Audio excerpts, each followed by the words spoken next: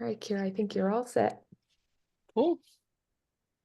I appreciate everyone being right on time. So welcome into the room and to our webinar, Five Things to Ask Yourself Before Taking the CCP Exam.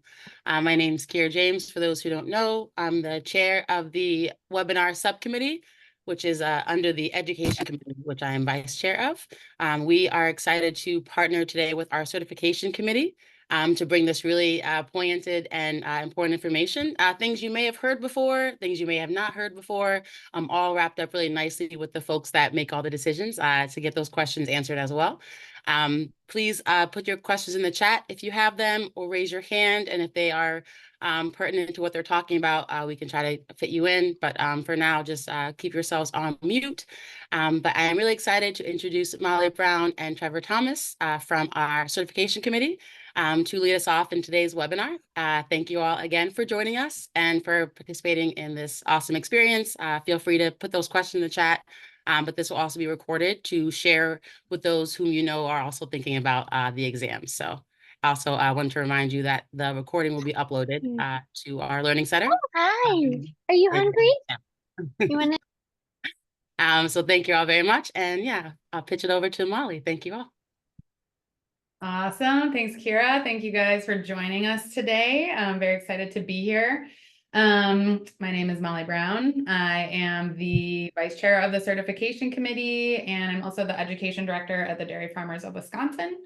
And I'll have Trevor introduce himself as well right now, and then we'll get started with the webinar. Sure. I'm Trevor Thomas. I'm the certification chair for this year, and I work with Lactalis, and I do lead a lot of their education, cheese education across the country.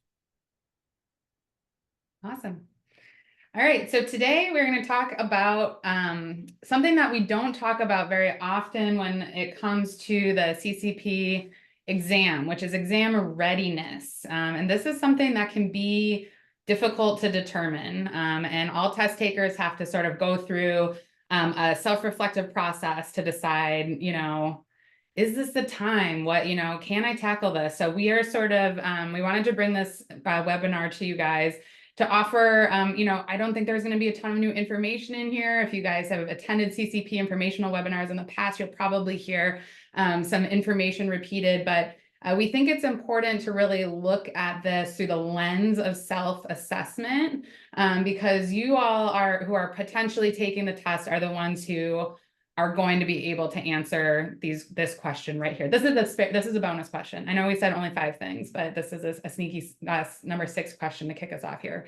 Do you know cheese? And so we'll talk a little bit about the scope of the exam and just things that you should be thinking about as a potential test taker as you go through the process of deciding is now the right time. So just to introduce the concept of the exam, our goal with the certification program is to increase the level of knowledge in the cheese industry and provide ways to recognize individuals who show their knowledge to the whole industry via the exam. So the exam covers all aspects of the industry, from cheese making to getting cheese actually into the hands and mouths of civilians. So the certification program is in its 12th year. So it was launched in 2012 to support the cheese industry, really by fostering education and, formalizing some of these things that we do, in the many, many tasks that are performed by cheese professionals in various roles, and really recognizing the skills and professionalism and knowledge that drives our industry. So we all, you all know, working in the cheese industry, how much knowledge is required to do our jobs. And the certification program was developed as a way for us to, show that off to the world and show that this is a serious industry where you can get a credential. So like I said, we're going to talk more about the exam process and the questions you should be asking yourself if you are thinking about taking the exam. All right, so our first official question is, am I ready to take the test? This is a big one, and assessing your own exam readiness can be really challenging. But This is probably the most important question to ask yourself as a potential test taker. So some of the things to consider sort of under this umbrella would be the scope of the exam. So the exam is 150 questions, multiple choice questions. It covers 6 primary task areas and 11 domains of knowledge. So you can see a breakdown of that on the exam blueprint, which is on the ACS website. So if you haven't looked at that yet, this is a great place to start. And this is really a great tool for determining your readiness and really starting to understand what the scope of the exam is. I think that there's been sort of a perception that has infiltrated the industry, that this is an entry-level exam or a beginner's exam. And I think if you look at the body of knowledge, you will quickly see that that's not necessarily the case. So it's really important to understand the scope of the exam and the things that could be, you could be tested on as a CCP test taker. So the second really important aspect to consider is the minimum eligibility requirements versus your own breadth of experience. So I'm going to talk a little bit about what I mean by that. So as a credentialing body, ACS had to determine a minimum number of hours that could be worked in the industry and be considered like a viable baseline for somebody who was for potential test takers. So 4,000 hours is the equivalent of 2 years of full-time work, which again is what ACS, as they were developing this credential, felt was a baseline standard. So like the minimum you could work in the industry and hope to achieve the knowledge that is on the exam. So it's not a guarantee that if you've worked 4,000 hours in the industry, that you will pass the exam or that you've learned everything that could be covered, but it's a minimum requirement. I should also note right now that 4,000 hours isn't the only eligibility requirement. We have, there's also a combination of full-time or of employment and education, and that is a split of 2,000 hours of is the minimum for employment, and then you can add up to 2,000 hours of education. So that's a less often used requirement for most test takers. So it's kind of put to the side, but I don't want to minimize it because that is also part of the eligibility requirements. So so thinking about this minimum eligibility requirement, it's not, this also, I will point out that this aligned with other credentialing bodies and the minimum requirements that they have as a part of their industry credentials. So this came from within ACS, but it also is kind of the standard for other industries as well, that you had to pass an exam of this scope. This would be a great baseline, which is how we ended up with this eligibility requirement. So I think it's really important for potential test takers to look at this minimum requirement against the breadth of the experience that you have within those 4,000 hours. So say that, you have worked 4,000 hours. Oops, sorry, I didn't mean to move my screen around here. Is that back in place? Yeah. Sounds good. I'm trying to pull notes here, getting all messed up. Okay, so in regards to the breadth of your experience, so if you have worked 4,000 hours, you meet the exact minimum, you've been in the cheese industry for 2 years. Let's say that you got your 4,000 hours by working for, you started at a cheese counter and then you realized that you really loved the craft of cheese making, and so you went to work for a cheesemaker. So you have a combination of experiences that you acquired within that 4,000 hours. Or say you were working on a cheese counter and you were hired by your local distributor to be a distributor rep or a producer rep. That would give you a greater breadth of experience than somebody who has worked 4,000 hours in a single role. And that's something that's really important to consider. We'll talk a little bit more about that in subsequent slides. But really, you should think about the breadth of the experience that you have, considering the scope of the exam, knowing that the exam covers 11 domains of knowledge and 6 task areas within the industry.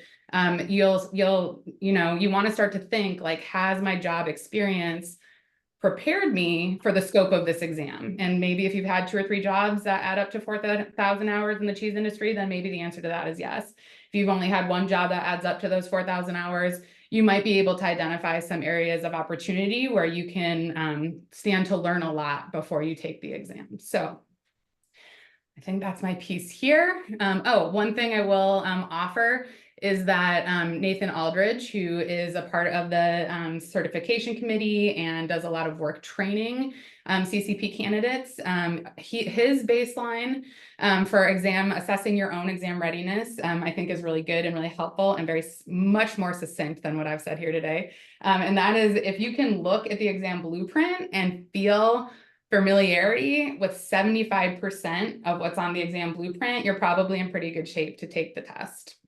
So that's a very Look at it.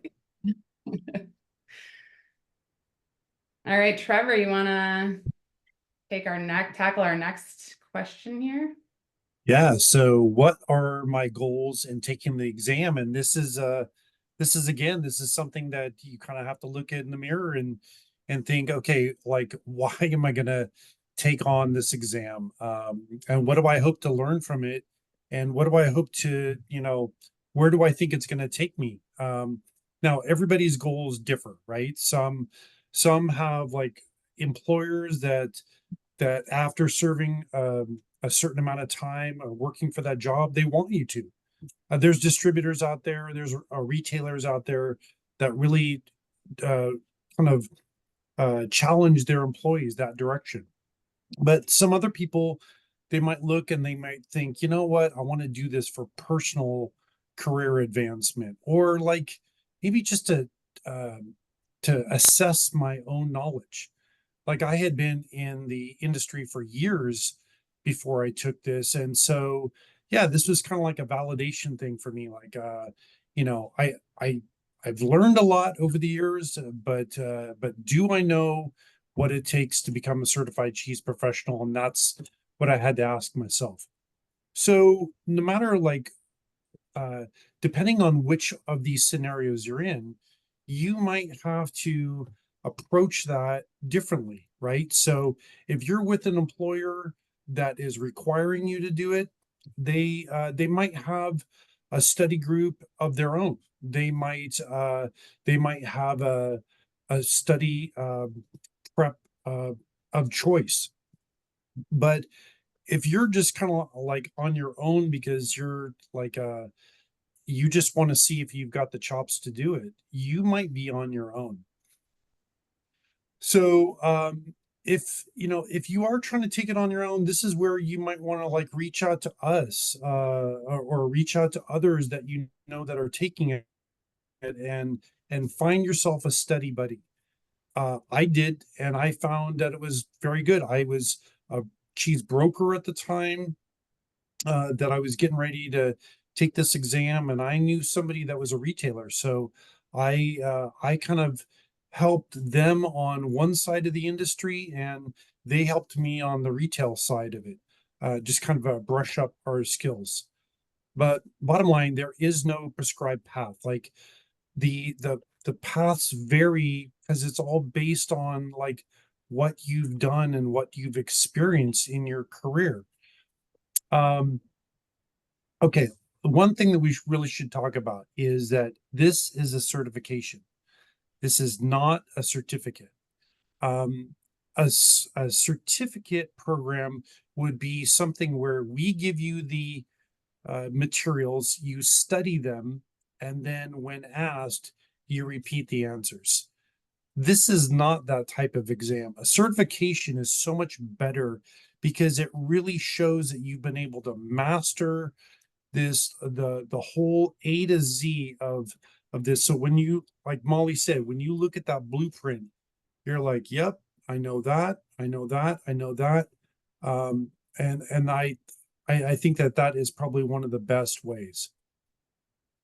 But it's really this is up to you to kind of figure out your path unless an employer is offering you some test prep. Yeah, I think in summary for that, I would, as a certification committee, we hear a lot of frustration in the industry from people who want more guidance on how to prepare. And, to Trevor's point that this is a certification, which is meant to measure your accumulated knowledge through working in the industry. ACS as a credentialing body cannot provide a study guide or tell people what they need to study or how to study in order to pass. That's like the separation of church and state that is the difference between a certification and a certificate. So in order to maintain the integrity of our programming or of our credentialing program, we cannot offer that. And truly, you know, everybody is coming at this for different reasons, from a different starting place. And so really understanding what your goals are and how you're going to achieve those goals, how CCP fits into what those goals are, I think is super important, because it's going to help you lay the foundation for how you're going to best prepare yourself to take this test. Absolutely. All right, so the next question that we encourage test takers to think about is now the right time? So the exam is a big investment of time and resources, time, money, and it's important to really look at that, I think, in terms of like the whole, what are all of your other big commitments for the year? Knowing that the exam cycle, you know, really could take like most of a year to prepare for, depending on when you start. It's, I think, really important to make an honest assessment and like choose the right time in your life to take this test. Like if you're getting married in August, maybe don't take the CCP in July. If you're moving or like considering a big job transition, you know, maybe think about how you will balance those priorities against the commitment that you've made to taking the test, because it is a commitment. As we talked about, the scope of the exam is big. You know, 150 questions, 3-hour exam, like it's a big deal, and it shouldn't be downplayed that it's a big deal. So I think it's super important for people to really think about how they will prioritize preparing for the exam. You know, the thing that I always want to point out to people too is like the exam's not going anywhere. You know, like we offer it every year. It comes around every year at ACS conference. And if you decide, like, man, I really wanted to take it this year, but yeah, I have to move in June and I'm looking for a job and I've got, you know, I'm traveling later in the summer, you know, like maybe you wait a year, and you know, an additional year can only help you in your preparation for the exam. And I think that, again, you know, looking at the eligibility requirements as a minimum, like seeing how far past the eligibility requirements you can get before you take the test will only serve to really help you succeed at the test when you do take it. So I think, you know, just very important to think through the entire process from, you know, A to Z and how you're going to get there. If for some reason you decide, like say you've applied for this year and you've been accepted, you can defer. If you like, you know, get into situation in 3 weeks where you're like, oh, something big came up that I didn't plan. I've got a medical thing that I have to attend to. You're going to pull a Kate Middleton on us. You know, you can defer the exam for a year, but you have to let ACS know by June 1st. Additionally, we started offering the exam virtually last year in an effort to improve accessibility. And you can, if you've registered at this point to take the exam in person and you're like, you know what, that was too big of a commitment for me, I don't think I can travel to conference on top of taking the exam. You can also switch formats to virtual from the in-person, I think, or vice versa. Jamie, is that right? Can people switch from virtual to in-person if they want to by June 1st? They can, yeah, and it's the same deadline as for deferrals.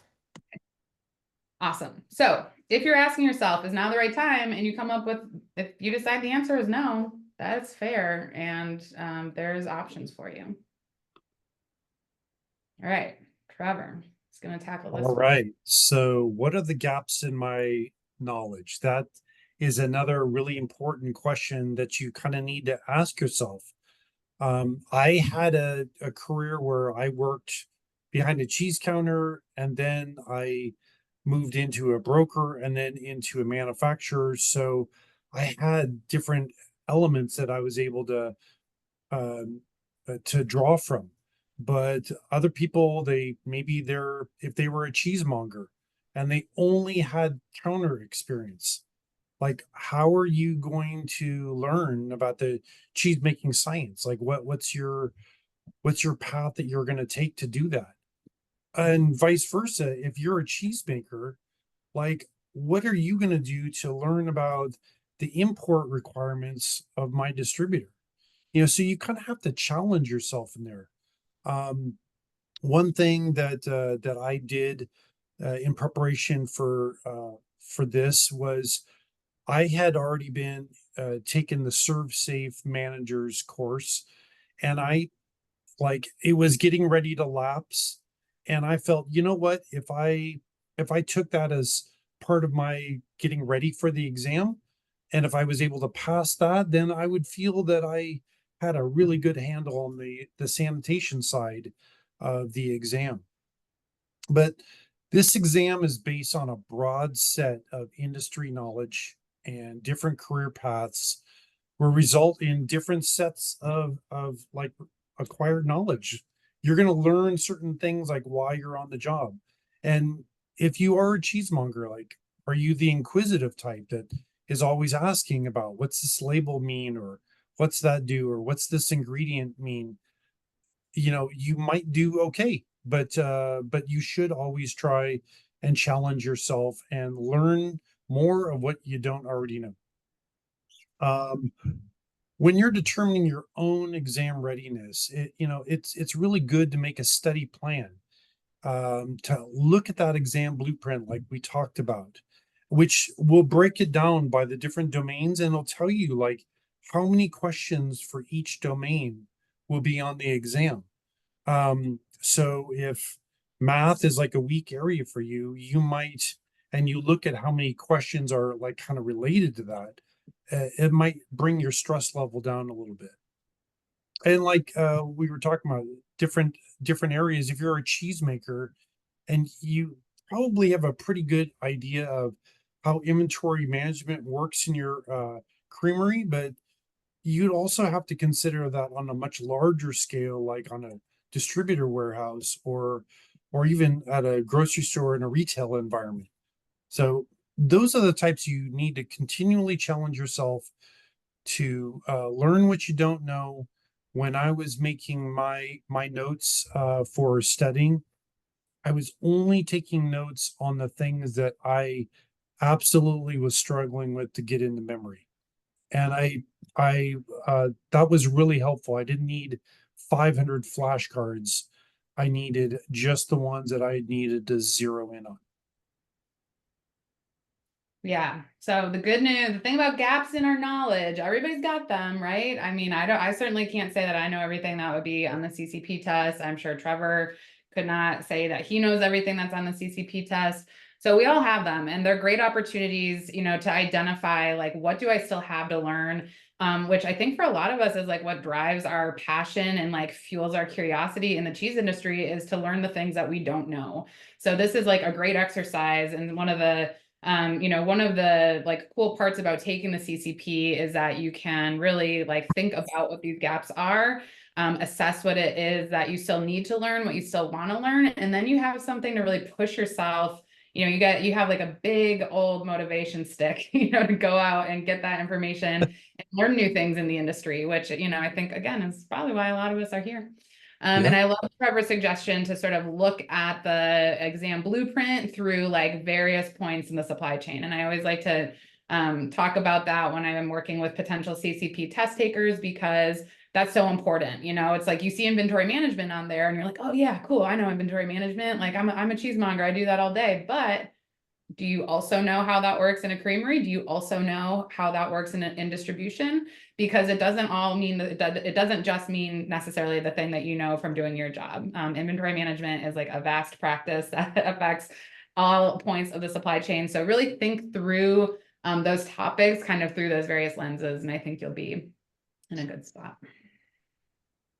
All right, and then finally, the biggest question, the question that we probably get asked the most as a certification committee is, The most. how will I prepare? I think this is as I sort of previously mentioned, like a perennial frustration within the industry, that the answer to this question is sort of like, it's up to you, and we know that that causes frustration for people, but it is the way that this credential was intentionally structured for a higher purpose. So I think once everybody can digest that, and digest the frustration that there isn't just one study guide that you can work off of, that it becomes a lot easier to make a game plan here. So the things that I always like to point out to people is that studying just looks different for everybody. Everybody learns differently. Again, everybody's starting from a different place of knowledge. Everybody has different wells of understanding in terms of things that relate to their or to their job or relate to cheese more generally. And there really is not like a prescribed path. So like it just looks different for people. You know, it could be for you, it could be like, oh, you really like to read books. And that's a great way for you to acquire knowledge. If I make it to page 3 of a nonfiction book, it is like a cause for celebration because mostly I probably fell asleep on page 2.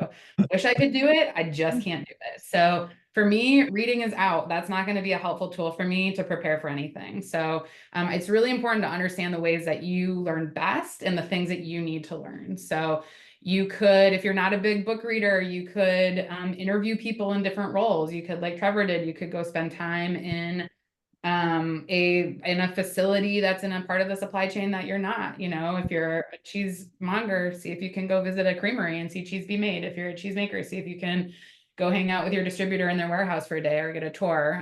All of that learning would be really vital to the understanding of the greater cheese industry and the things, the practices and knowledge that are used in other jobs and other roles beyond yours. So I think that's very important.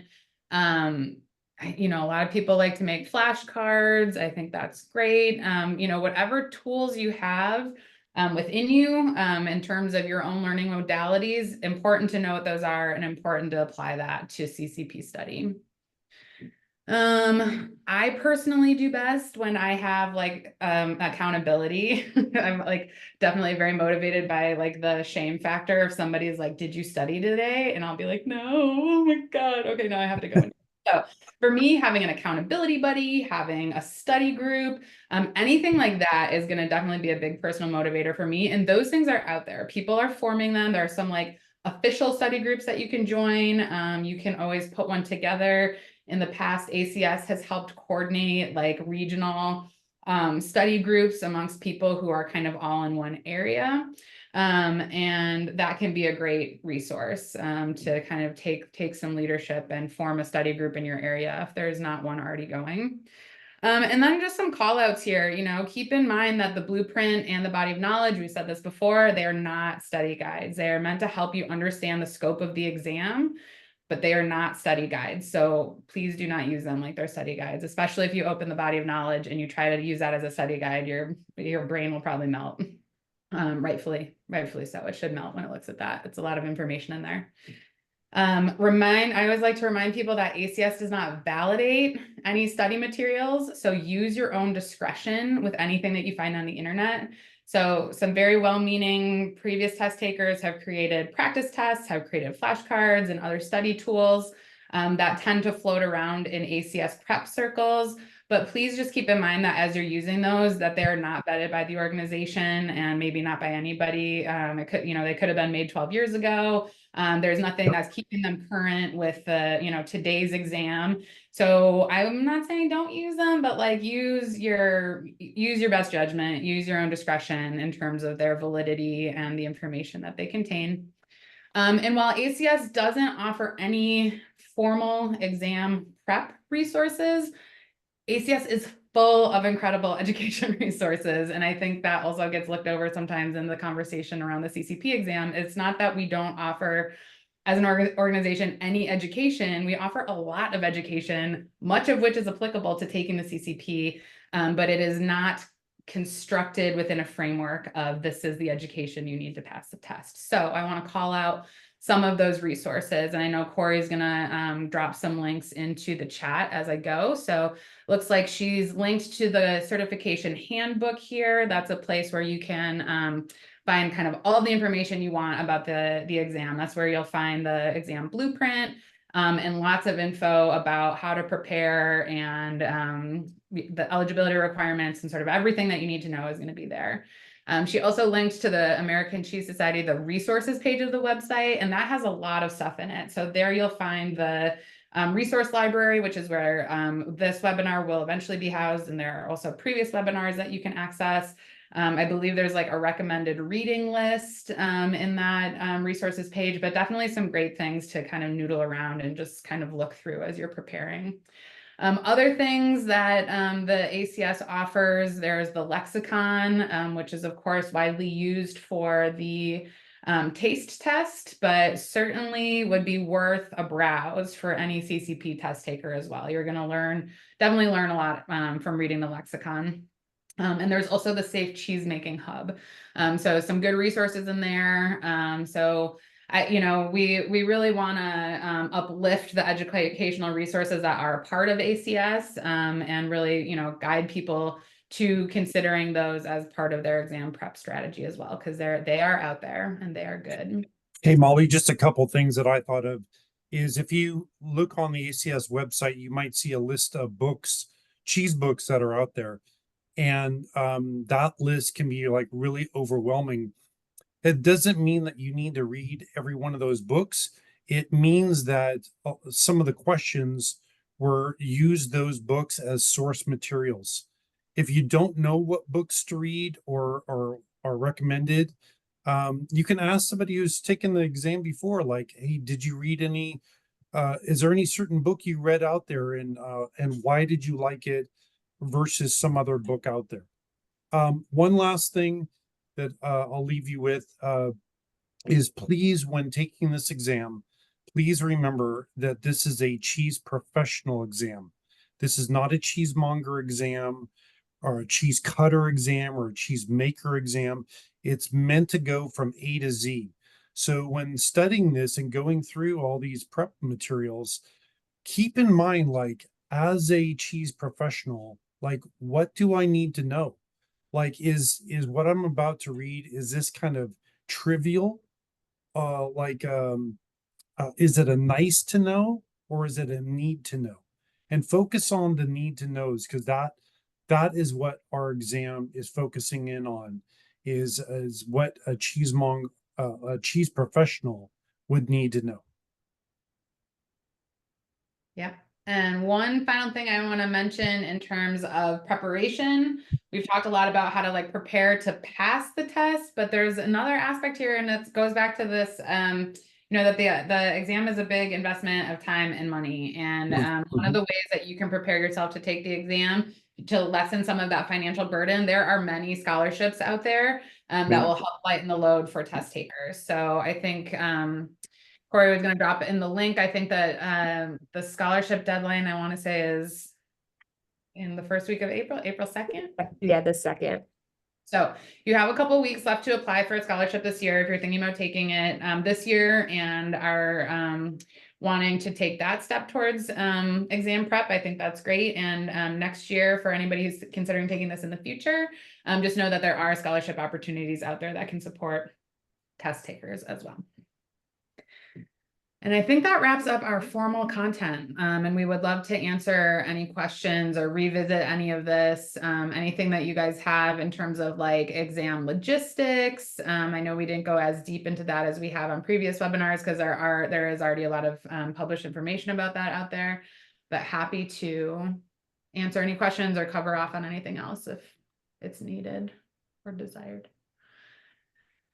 There's the logo you guys get to have someday, if you don't already have it. All right. Thank you so much. I hope everyone can hear me. Thank you so much, Molly and Trevor, for speaking about this. For a lot of folks that are probably nervous. My name is Isabel. I will monitor the chat for any Q&A. Please be clear. Try to avoid repeat questions. We will try to get to all the questions and have them answered. And remember that this recording will be up, so you can always revisit. And if it's okay, anyone can reach out to us for any additional questions. And yeah. I think we got our first question in already. Yeah, well, it was just asking if there is going to be more instructions for virtually. And if you're one of those candidates that have signed up for the virtual exam, yes, you will be given instructions on what kind of requirements your computer has to have, what your surrounding has to look like, what you can have in the room and can't have in the room. And they'll do some I don't want to say mock tests, but it's like a systems check to make sure that if I ask you, is this a dog or a cat, you could look at the image and be able to identify it, just to make sure that it's recording properly. Yeah, we call it a mandatory system check because I Yep. think when it used to be called a mock exam, it gave the wrong impression. So really all it is a tech check. We're just doing a tech run. We have you download the software, the various pieces of software that you'll need to take the test. And then we'll have like a short 5-question, random trivia test so that you can figure out, you can get familiar with the process of answering the questions in the software. And you will get more information about all of this after applications close. So after March 31st, expect an email in April with more information about all that. Kira has her hand raised. Kira. I only raised it because I wanted to get in before the next question. I wasn't sure where it would come from. I happened to take the test online during the pandemic. Yes.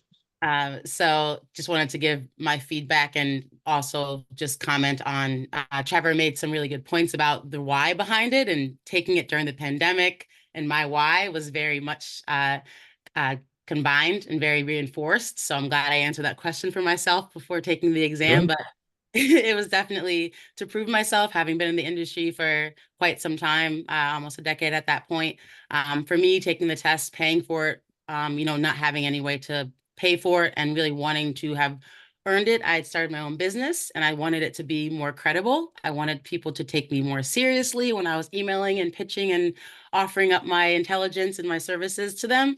And so it really is something of value, whether they know about it or not. When they see it, it made a difference. And then taking it during the pandemic, I did find it really interesting, but to ACS's credit, they did prepare you really well with instructions. Jamie already kind of talked about what I was going to mention, but you do kind of get into the system beforehand. It's monitored. All that stuff is was streamlined, and that was years ago. So I only imagine how much better it will be this year. So yeah, just wanted to share that. So yeah. Thanks for sharing.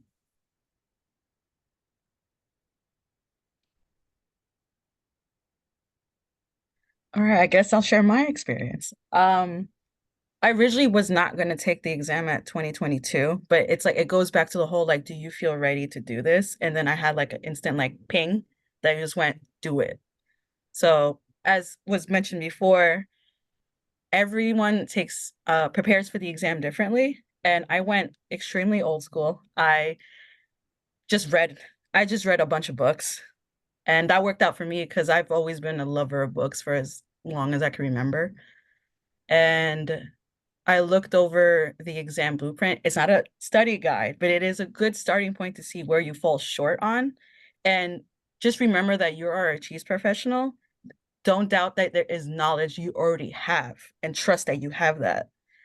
And then just gloss over that and go towards the things that you know you do not know. And then like briefly look through it. Yeah, so I just went for it. Molly says that she works on a shame factor. I do not recommend this. I put myself in a state of mind where I only have one chance to do this. It was very unhealthy. But I just wanted to be open about that. But I took steps to make sure that if I went down a path where it could be somewhat self-destructive, I put in safeguards to bring it back. So I guess like be mindful of like any sort of mental health challenges that might come about this, because you do not want to like feel very bad if you don't take it or you do take it.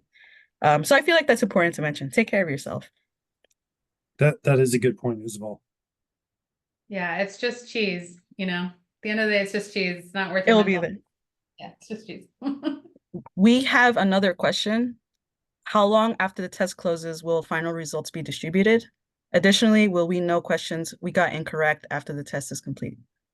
So to answer that last question, no, you will not know which questions you got right or wrong. You can request a kind of 2-page report that tells you the percentage of questions you got correct and incorrect in each of the blueprint areas. But you don't get like a copy of the test back because that compromises exam integrity, because then you'll have a copy of the exam that you can just, not that you would, but we just have to make sure. And- And then with your first question, it does take about, I would say, at least 5 weeks, if so, maybe 5 to 7 weeks to get your results out.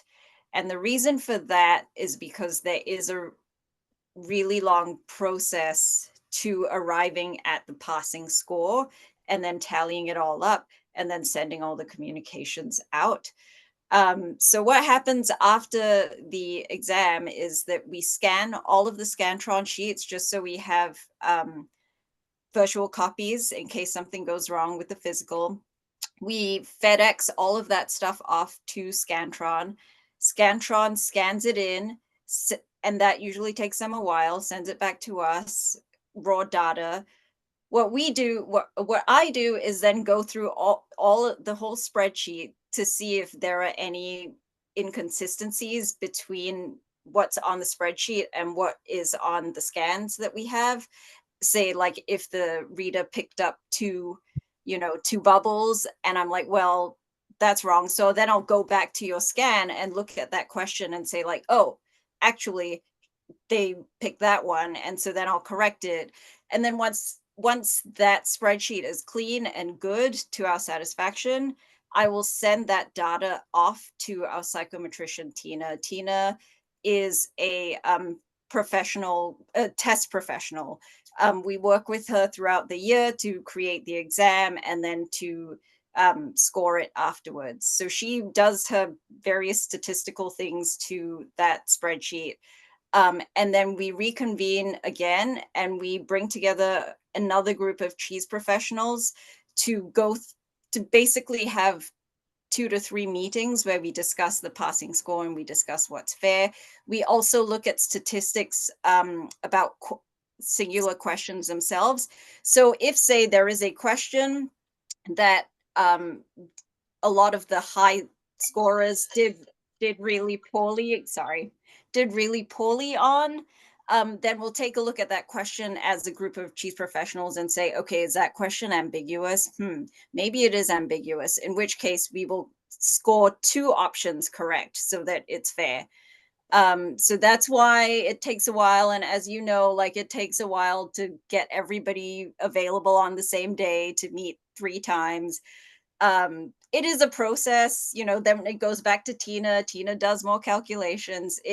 So that's why I know it's a really long time to wait, but you can be assured that we are doing everything we can to ensure the integrity of the exam, and that it is a process and not just one person saying, like, yes, no, whatever.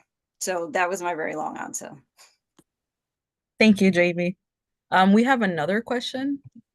How many people take the test each year approximately? How many pass? That's an industry secret. And I'm saying that kiddingly, but at the same time, it's important to protect that information. And the reason why is because if we gave out that information, then people could kind of calculate out what our possible passing score is. And that's our exam changes every single year. And as Jamie gave in her explanation, how we review that exam every year changes the score from year to year.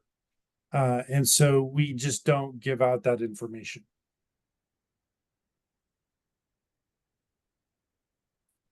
Thank you for that, Trevor. It's important to know that no matter how good we are, there are always people that would do their damn best, hoops, leaps and bounds to cheat on a test, and it will happen. Yeah. You guys I'm want to know a- the story of how I became a CCP? Yes. Hey, the year was 2013. I had started working in cheese in like August of 2011. So I was like really barely coming in with my 4,000 hours when I decided to sit for the test. And I worked I was an independent cheese shop monger in Boulder, Colorado. And I just really wanted to prove that I had some knowledge, that like I was super psyched to be working in cheese. And I just wanted everybody to know like, that I knew some shit. So I went for it, and I was lucky that I had a distributor mentor who did a lot of education with me, and I think she saw my passion and like really sought to develop that. So I know that's not something everybody in our industry has, but I was really lucky that I had somebody who was like taking me kind of under her wing and showing me the ropes and pointing out resources and pointing out opportunities for learning. And I remember she brought Allison Hooper and David Gremmels into my shop one day, and like getting to meet cheesemakers and actually talk to them and ask them real questions was like amazing. I was able to go, I was called up Andy Hatch and Chris Raleigh. I worked in Colorado, but I'd grown up in Wisconsin, and I was like, hi, I am a cheesemonger.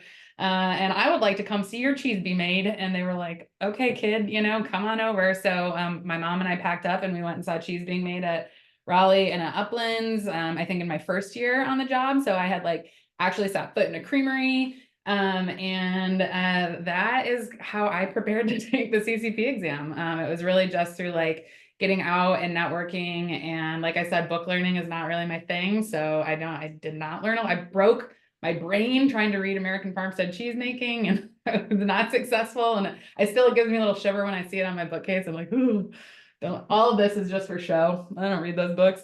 But so that was my story. So I'm a story of somebody who just barely made that eligibility cutoff and found success. Thanks, Molly. Yeah. Jess, thank you. Jess, thank you for sharing your thoughts. Very valid. I don't know if anyone wants to respond to a comment made in the chat about not knowing statistics of the exam. Jamie, have like the best understanding of the psychometric process. Do you have anything to say? Is this like I would assume this also derives from just the best practices within the credentialing industry itself? Yes, that is correct. This is what I've been told. And as I am not a test professional, I leave that up to our psychometrician to guide us. We also, if you've noticed, we also don't tell people who passed what their actual number score is, because the thing is, if you pass, you are a CCP, a certified cheese professional. It doesn't matter if you got, if you just made it through, or if you like got all the questions correct. You have enough knowledge to be called a certified cheese professional. So yeah, that's why we don't give out the numbers either. And I Thank think you. so one last question up there from Melissa. How many hours per week should you be dedicating to studying? And like, it'd be interesting to hear like how much everybody studied, but I studied at least an hour, maybe two per night, like based on like what I was reading or what kind of studying I was doing. Um, uh, I was lucky enough to work with an excellent cheese prep class, and they kind of took the blueprint and broke it down by domains. And so I found myself sometimes I was reading on the specific domains, and then other times I was reading general cheese knowledge books that I had acquired. But yeah, anywhere from 5 to 10 hours per week is probably, and it all depends on when you start. Like if you're just starting just now, you might need to kick it up. But if you knew you wanted to take it and you started January 1st, maybe you can be a little bit more paced, but whatever you do, have a plan and pace it out. I just want to add that I think the experience and your time up to that point will also be very important to how much you study. Having been in the industry for quite some time, much like Trevor, when I took the exam, I asked friends I knew that took the exam for their notes. I got cue cards, I got booklets, I got all the things I can get my hands on. I am not a good test taker and never have been. So for my study routine, it wasn't necessarily over like a 6-month period. It was much more intensified over a few weeks. That just worked better for me. But I think it will, and the information for me again was up there already because I'd been in the industry for about 10 years. So for me, it was a matter of organizing the information, pulling it out of retirement, getting things adjusted. Whereas if this is all fresh information, you may have to look at the materials more than once. So having sort of a timeline, structuring yourself up to maybe review everything in the beginning and then knowing your weak spots to emphasize towards the end and put more time into might be important. But yeah, just wanted to put that in there. I wanted to share my experience of studying. At first, I tried to do like a once a week method to just read. That didn't work out. So I live in New York City. On my morning commutes, I would personally use as review. I just read things that kind of glossed over, like how to or know about books. For example, New Rules of Cheese by Anne Saxelby and 10 things or things every cheese lover should know by Alexandra Jones. And when I would come home from work after I settled down, then I would devote minimum 30 minutes because sometimes the brain needs to rest. Otherwise, how can you absorb all the information? So if I make it to 2 hours, awesome. If I could do 30 minutes, even great. Then I devoted that time to more intense reading where I read American Farmstead Cheesemaking and The Science of Cheese. But that's because my weak points was the chemistry and science part. But that's just me trying to go above and beyond because I want to understand from the foundational standpoint. So I would try to fit in like between commute and when I get home. If I needed a day off, just take the day off. So roughly how many hours per week? I don't know, 20 hours. But that's because I was going, like Kira, I was intensive about it.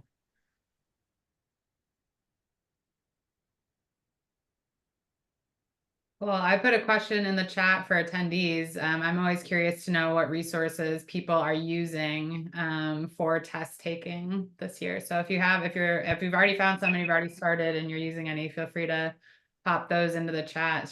It's just a personal interest point for me.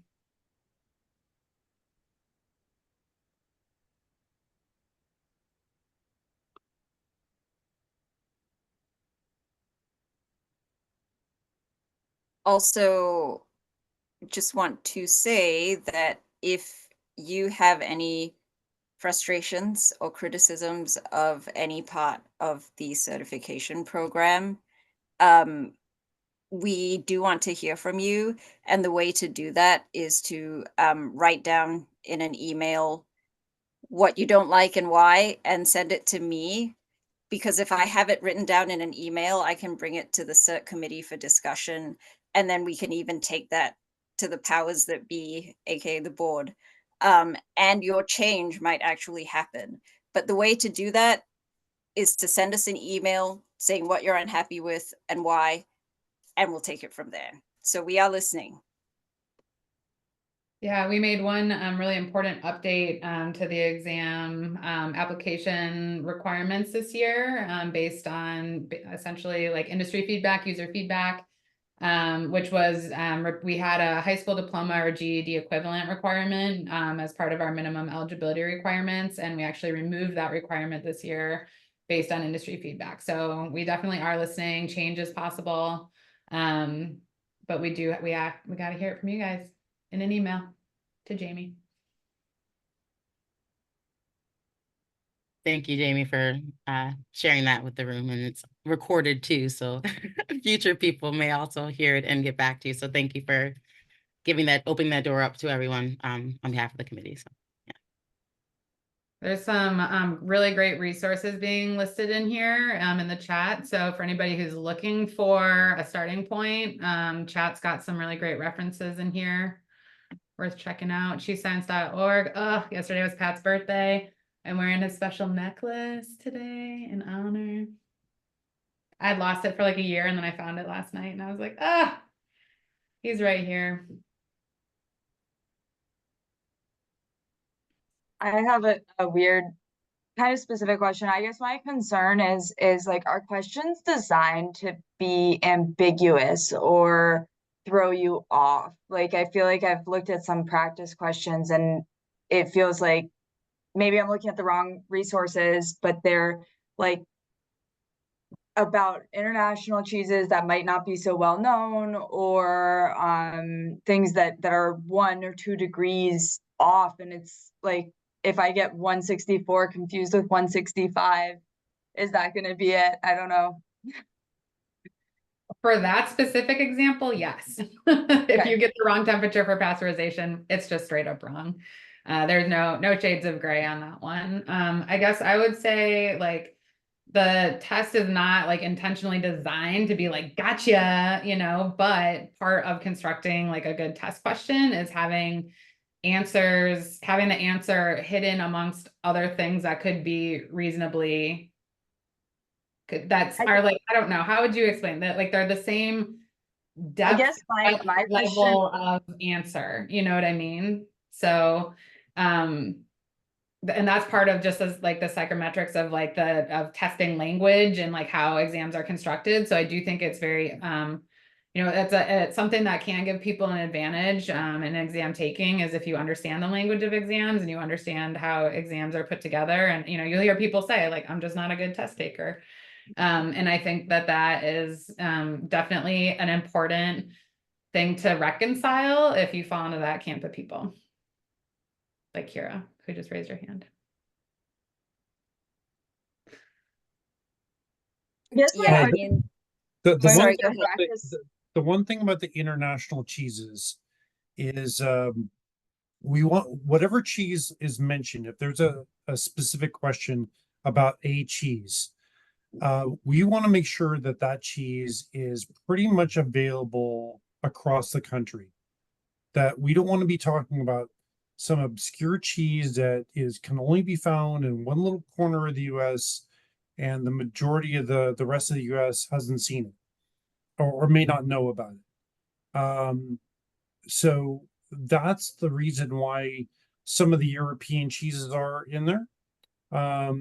Some of the European cheeses have been kind of like models for some American cheeses that are very popular, and maybe that's where they got their inspiration from.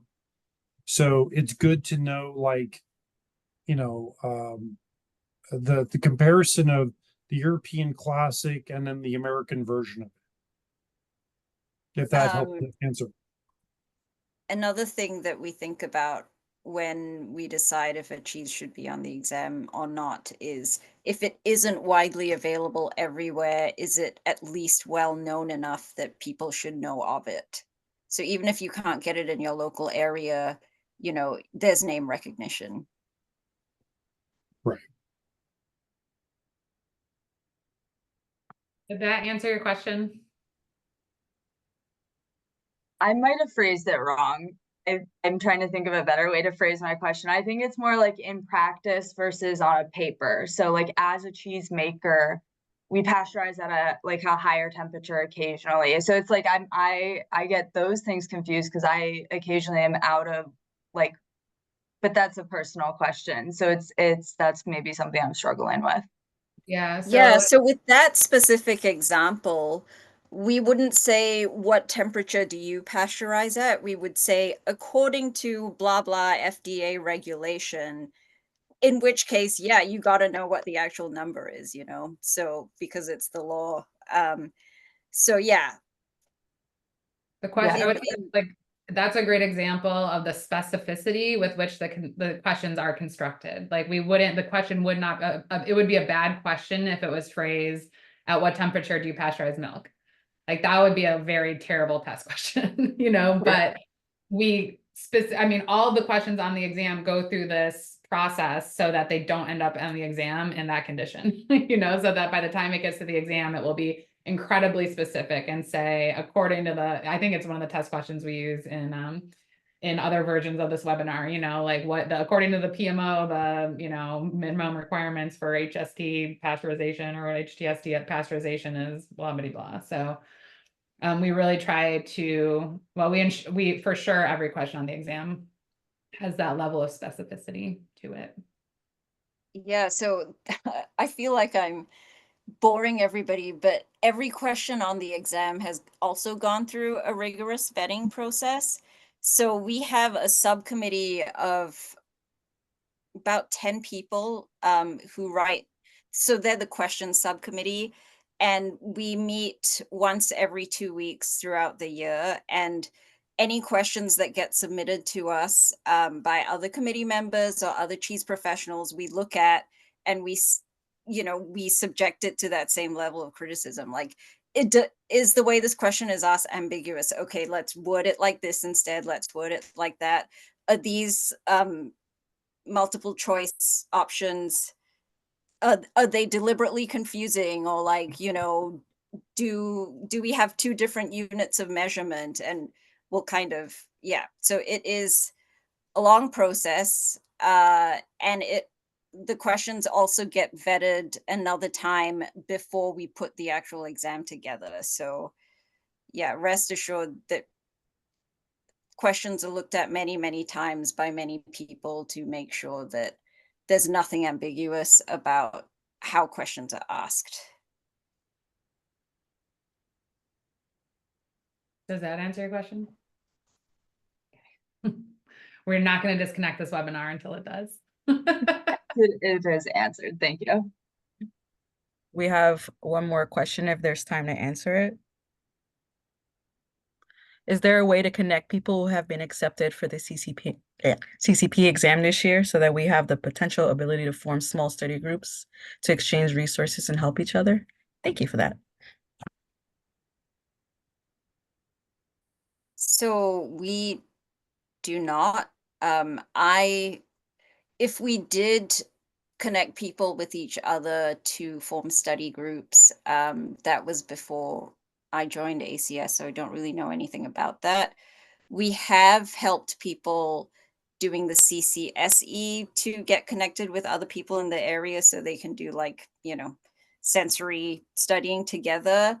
However, we can start a Facebook group for 2024 CCP candidates, and you can go in there and say, like, I'm in this area, does anyone want to form a study group?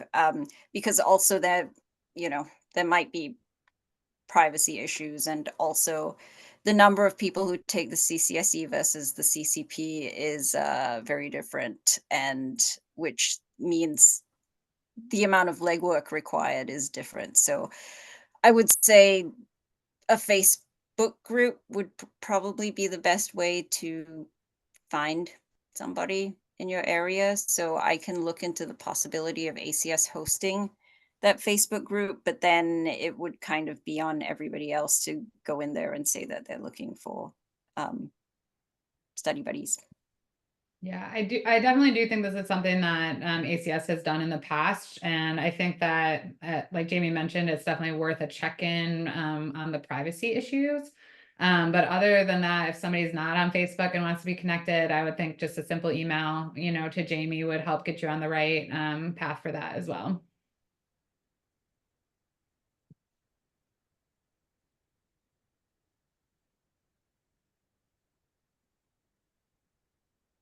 Jamie, would you like to drop your email address in the chat?